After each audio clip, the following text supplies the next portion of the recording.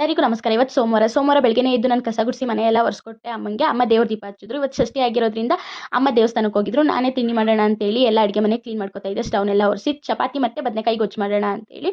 ತುಂಬ simple and ಟೇಸ್ಟಿಯಾದ ಬದನೆಕಾಯಿ ಗೊಜ್ಜು ಹೇಗೆ ಮಾಡೋದು ಅಂತ ತೋರಿಸ್ಕೊಡ್ತೀನಿ.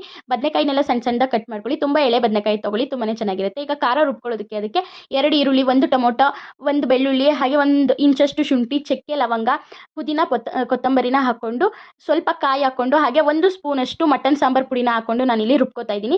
ಚೆನ್ನಾಗಿ ನುಣ್ಣಗೆ ರುಬ್ಕೊಳ್ಳಿ. ಅದಾದಮೇಲೆ ಒಂದು ಬಾಣಲಿ ಇಟ್ಕೊಂಡು 4 ಸ್ಪೂನಷ್ಟು ಎಣ್ಣೆ ಹಾಕ್ಕೊಂಡು ನಾವು ಆವಾಗಲೇ ಏನು ಮಸಾಲೆ ರುಬ್ಕೊಂಡಿದ್ವಿ ಅದನ್ನು ನಾನು ಹುರ್ಕೋತಾ ಇದ್ದೀನಿ. ಒಂದು 4 ರಿಂದ 5 ನಿಮಿಷ ಆ ಖಾರನೆಲ್ಲ ಹುರ್ಕೊಂಡು ಆದಮೇಲೆ ನಾವು ಬದನೆಕಾಯಿ ಏನು ಕಟ್ ಮಾಡ್ಕೊಂಡಿದ್ವಿ ಅದನ್ನೆಲ್ಲ ಹಾಕ್ಕೊಂಡು ಸ್ವಲ್ಪ ನೀರು ಹೆಚ್ಚಿಸಿ ಉಪ್ಪು ಹಾಕಿ ಒಂದು 15 ನಿಮಿಷ ಬೇಯೋದಕ್ಕೆ ಬಿಡಿ. ತುಂಬಾ ಟೇಸ್ಟಿಯಾಗಿರುತ್ತೆ ಬದನೆಕಾಯಿ ಗೊಜ್ಜು. ಇದಕ್ಕೆ ನೀವು ಬೇರೆ ರೀತಿ ತರಕಾರಿ ಬೇಕಾದರೂ ಹಾಕ್ಕೋಬೋದು ಅಥವಾ ಇದಕ್ಕೆ ಚಿಕನ್ ಹಾಕ್ಕೊಂಡ್ರೆ ಚಾಪ್ಸ್ ಥರ ಕೂಡ ಇದು ತುಂಬಾ ಚೆನ್ನಾಗಿರುತ್ತೆ ಟೇಸ್ಟು. ಚಪಾತಿ ಜೊತೆಗೆ ಬದನೆಕಾಯಿ ಗೊಜ್ಜು ಒಳ್ಳೆ ಕಾಂಬಿನೇಷನ್. ನಾನು ಮಧ್ಯಾಹ್ನ ಕೂಡ ಅದೇ ತಿಂದೆ. ಅದಾದಮೇಲೆ ಸಾಯಂಕಾಲ ಸೊಪ್ಪೆಲ್ಲ ಬಿಡಿಸಿ